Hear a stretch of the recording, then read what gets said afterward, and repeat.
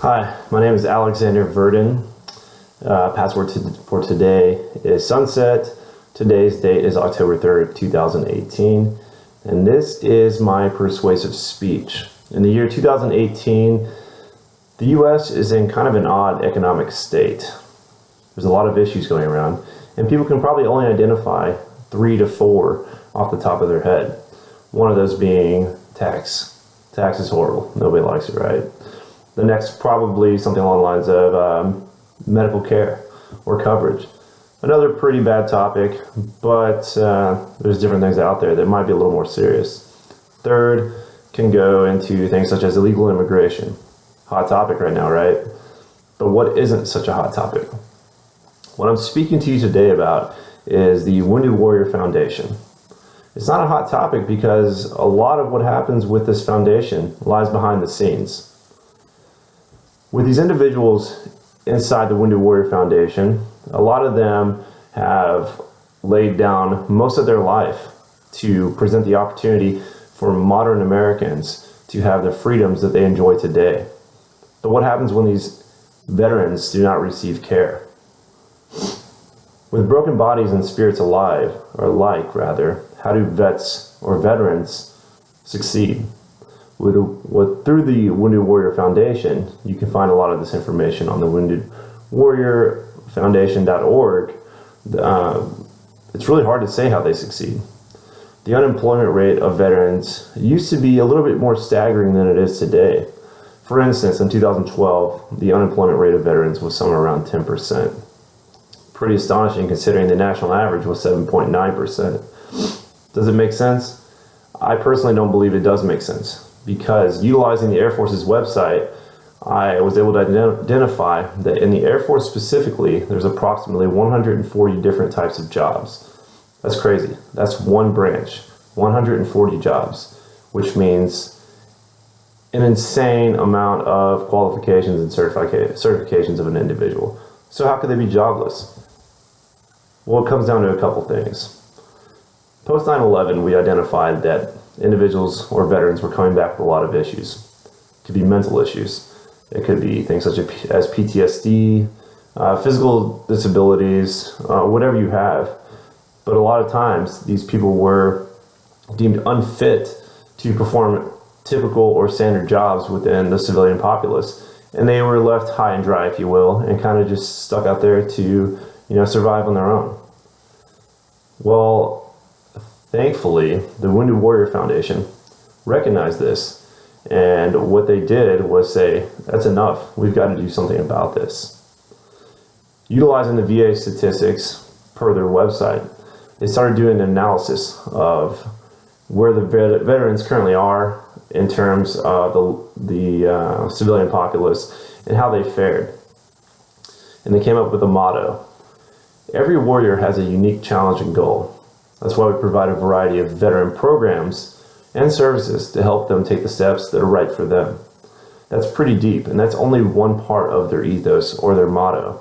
Start considering a whole foundation aimed at the betterment of one specific grouping of individuals' lives. That's huge, but it takes more than just this foundation.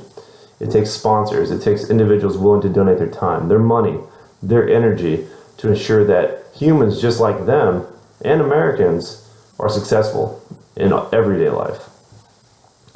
So helping is great, like I said, donation, monetary or otherwise. But realize this, by helping this individual, you're helping him help the next. And what does that turn into? It turns into an ideal situation of individuals being strong enough to make sure the guy next to them is strong enough, then again to the next guy and the next guy, so on and so forth. It's really an ever-evolving process that ensures the solitude of most Americans or the individuals who are in hard times. Moving on to the dark stuff. I know, fun stuff here, just bear with me. The suicide rate of veterans it's hard to speak to. Roughly 300,000 soldiers in 2009 were deployed. 1,600 of those died. It's 21% of those were death by suicide. That's absurd. It should never be.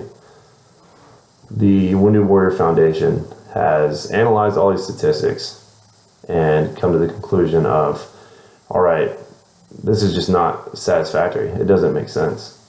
What are we going to do about it? Well, what we're going to do about it is we're going to put a bunch of programs in place to not only analyze the individual as an individual, groupings of individuals, or veterans as a whole. We're going to ensure that the proper resources are given to these people to make sure that they make the transition from point A to point B, and point B being the finish line or a better life in general. So getting back into it, let's talk about statistics a little bit. The closing statistics allude to change, both good and bad. Now, I'm not saying that the bad change necessarily is directly attributed to the efforts of the Wounded Warrior Foundation, but it's something we need to talk about because it'll kind of put you in the right mindset to understand that you can actually make more of a difference than you understand you can right now. Unemployment rates, like I spoke to earlier, based on the labor statistic website, it was somewhere around 10% in 2012. Unemployed, that is. In 2018, take a guess. It's at an astonishing 4.1%. So it has drastically decreased, and it's because of programs like the Wounded Warrior Foundation. They've done a lot of work, a lot of legwork to ensure that our veterans are reintegrated into society and can be, successful members. The flip side of the coin is the suicide rate.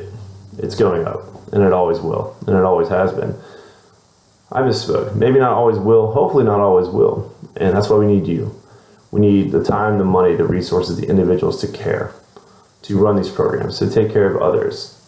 And while joining the service is completely voluntary in today's society, donations are also voluntary, but living in a country where that was built on the backbones of individuals looking out for you, it may not be as voluntary as you think. So take a step back, assess the situation, and give forward, pay forward for those that have taken care of you.